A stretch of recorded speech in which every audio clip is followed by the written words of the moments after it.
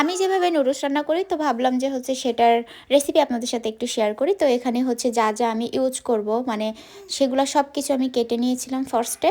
এবার হচ্ছে আমি 4টা নুডলসটা এখানে ইউজ করেছি আর হচ্ছে সেগুলো একে একে ভেঙে আমি গরম পানিতে দিয়ে দিলাম আর দেখাচ্ছিলাম এগুলার মশলা।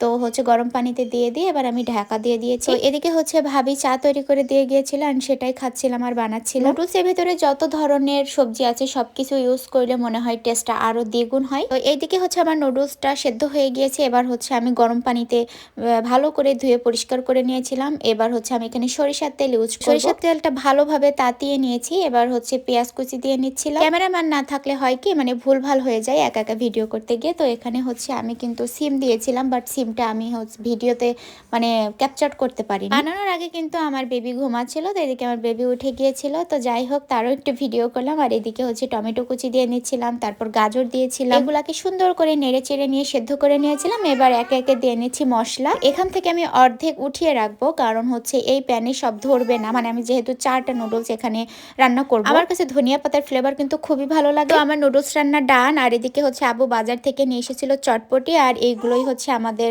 নাস্তা ছিল সন্ধ্যায়। আজকের ভিডিওটা এ পর্যন্ত। আল্লাহ হাফিজ।